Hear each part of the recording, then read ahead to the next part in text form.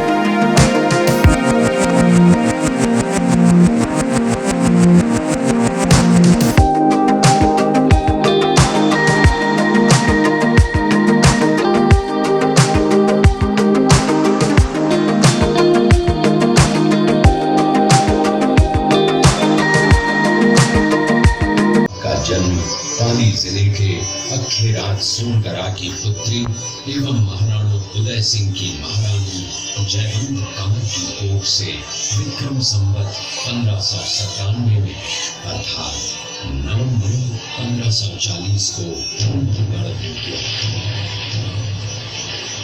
बाल्यकाल चित्तौड़गढ़ में गुजरा।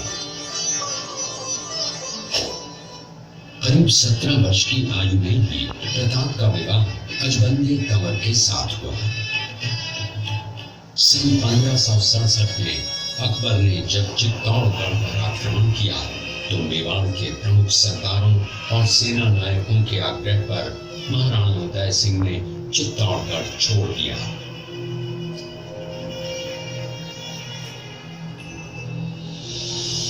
मुगलों के प्रति उनमें घृणा के भाव जागृत हो गए। अपने देश, कुल, गौरव और मातृभूमि की मर्यादा के लिए प्राण न्यौछावर करने वाले योद्धाओं और ललनाओं से प्रताप ने न केवल सीख ली, बल्कि ये घटना उनके जीवन का आधार बन गई। अपने पिता के साथ दुर्गम पहाड़ों में रहने के बाद प्रताप ने गोविंदा में अपना पड़ाव कायम किया। फरवरी 1572 को महाराणा उदय सिंह का देहांत हुआ।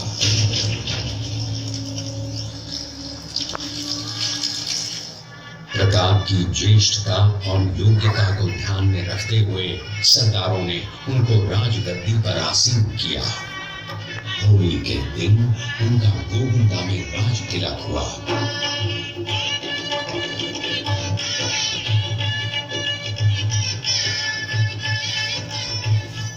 उस समय तक लगभग सभी राजाओं ने मुगल सम्राट अकबर की अधीनता स्वीकार कर ली थी। एकमात्र महाराणा प्रताप ने अपना मस्तक अकबर के आगे नहीं झुकाया।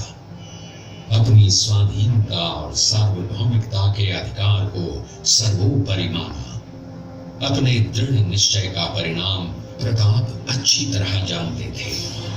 प्रताप मुगलों से लोहा लेने की तैयारी में जी जान से जुट गए। 18 जून 1576 की सुबह हल्दी घाटी और खमनोर के मध्य एक मैदान में ऐतिहासिक युद्ध हुआ, जो बाद में रक्त तलाई के नाम से जाना गया। महाराणा प्रताप की सेना गोगुंदा से हल्दी घाटी पहुंची, जबकि सेनापति मानसिंह के नेतृत्व में मुगल सेना ने हल्दी घाटी के ठीक नीचे मैदान में अपना मोर्चा जमाया। मुगल सेना के हरावल दस्ते द्वारा घाटी में घुसपैठ करने के प्रयास की प्रतिक्रिया स्वरूप महाराणा प्रताप की सेना मुगलों पर टूट पड़ी। प्रताप के हरावल सैन्य दलों का नेतृत्व पठान हाकिम हासूर कर रहे थे। भीलू राणा, जो राणा पूंजा के नाम से भी जाने जाते हैं, उनके नेतृत्व में भील आदिवासियों ने गोरिल्ला पद्धति से युद्ध करते हुए मुगलों के छक्के छुड़ा दिए। देखते ही देखते शाही सेना में खलबली मच गई। रक्त तलाई घोड़ों के टापों, हाथियों की चमगादड़ों और तलवारों की झंकारों से गूंज उठी। चारों तरफ हाहाकार मच गया।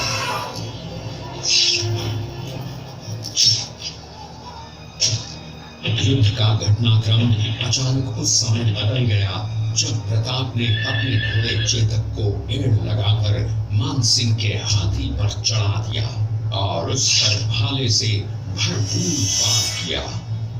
मानसिंह हौदे में दुबक गया। हाथी से उतरते समय चेतक की एक टांग कट गई। इस स्थिति को भांपकर महाराणा प्रताप के हमशक्ल सेनापति झालामान ने महाराणा प्रताप से आज्ञा लेकर उनका राजमुकुट धारण किया। मुगल सेना झालामान को महाराणा प्रताप समझकर इन पर टूट पड़ी और झालामान शहीद हो गए। उधर चेतक ने अपने स्वामी को 5 किलोमीटर तक 3 टांगों पर ही लेकर एक बरसाती नाले को पार किया। उसके पश्चात और उसके प्राण पखेरु उड़ गए। इस युद्ध से महाराणा प्रताप के मन पर गहरा प्रभाव पड़ा। परिणाम स्वरूप उन्होंने मुगलों पर विजय प्राप्त करने तक राजसी ठाट बाट छोड़ने और पत्तों पर भोजन करने का प्रण लिया, जिसे उन्होंने जीवन भर निभाया। महाराणा प्रताप ने अपना सैन्य बल बढ़ाकर सर्वप्रथम अरावली पर्वत की घाटियों में बसे दिवेर पर चढ़ाई कर विजय प्राप्त की। इसके बाद कुंभलगढ़ पर भी विजय प्राप्त की। सिर्फ चित्तौड़गढ़ को छोड़कर सारे मेवाड़ को अपने अधीन कर लिया। कालांतर में महाराणा ने चावंड में अपनी राजधानी स्थापित की।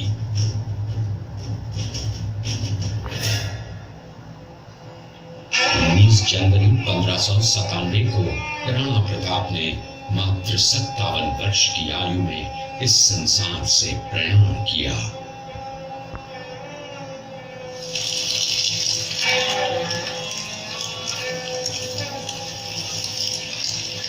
हल्दी घाटी का युद्ध एक सांप्रदायिक युद्ध न होकर आत्मसम्मान, मातृभूमि की स्वतंत्रता व स्वाधीनता का संघर्ष था। इसका प्रमाण ये है कि जहां पर अकबर की सेना के सेनापति जयपुर के राजा मानसिंह थे, वहीं पर महाराणा प्रताप की सेना के सेनापति काबुल के हाकिम खां सूर थे। महाराणा प्रताप स्वतंत्रता की वेदी पर एक ऐसा अंगारा था जो आत्मसम्मान व देश गौरव के लिए दिन रात जलता रहा, धधकता रहा और अंत में बुझकर भी उसने देश में ऐसा लौह भर दिया जिसकी प्रखर किरणों ने भारत माता को गुलामी की जंजीरों से मुक्त कराने के लिए सदा प्रेरित किया।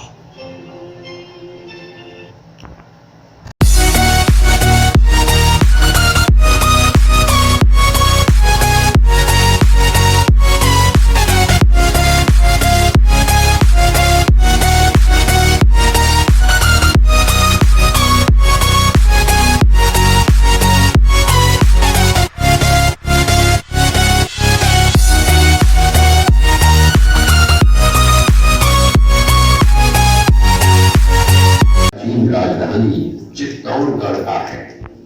इसी किले के अंदर महाराणा प्रताप का बचपन बीता था। इस किले की तलहटियों में महाराणा प्रताप ने अपने गुरु से शिक्षा प्राप्त की थी। ये किला 12 वर्ग किलोमीटर में फैला हुआ है।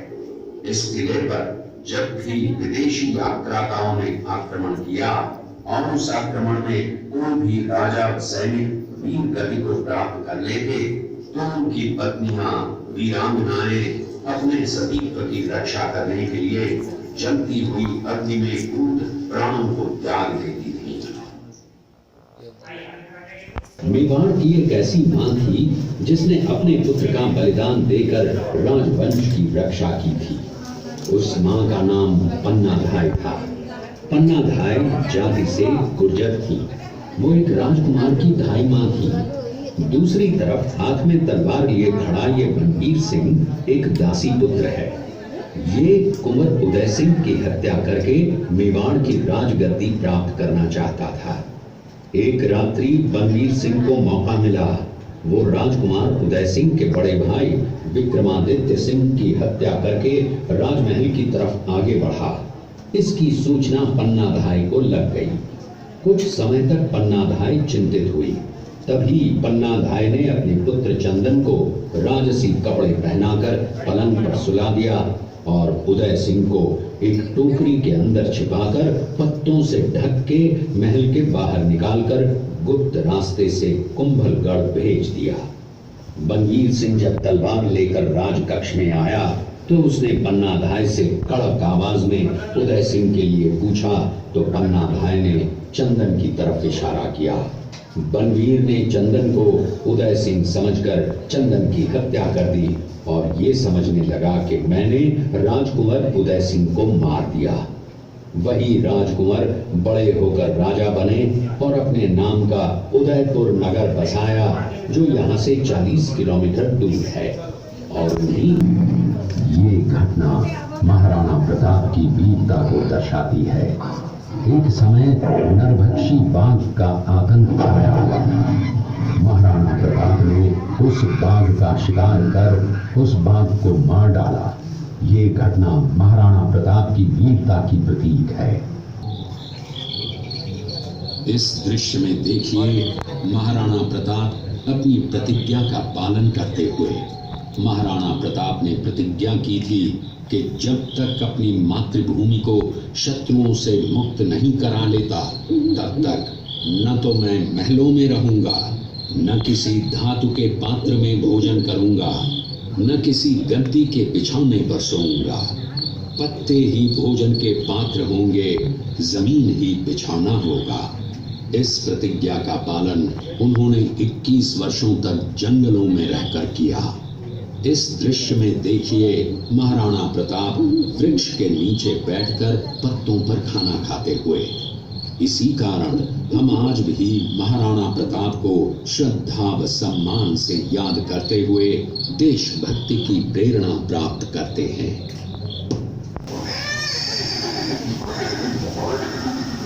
ये दृश्य महाराणा प्रताप और सुविख्यात स्वामी भक्ति घोड़े चेतक के अंतिम मिलन का है। हल्दी घाटी युद्ध के बाद चेतक घोड़े ने 22 फीट के एक बरसाती नाले को पार किया। ये उसी समय का दृश्य है। पास में खड़े महाराणा प्रताप के छोटे भाई शक्ति सिंह हैं, जो पहले मुगल सेना में थे। बाद में वो महाराणा प्रताप की तरफ आए, माफी मांगी और अपना घोड़ा महाराणा प्रताप को दिया।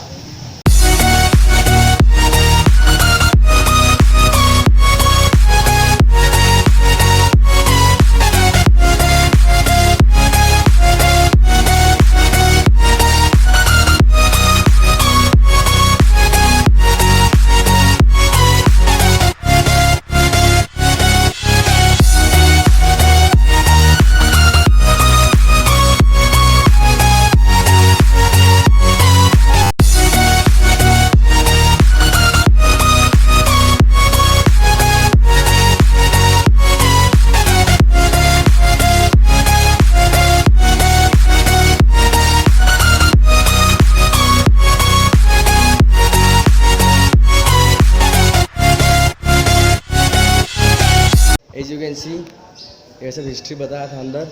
अभी हम जा रहे हैं म्यूजियम में, कुछ नॉर्मल सा है जो देसी क्या होता है मेवाड़ में, वो सब देखने का। तो चलते हैं एंड देखते हैं।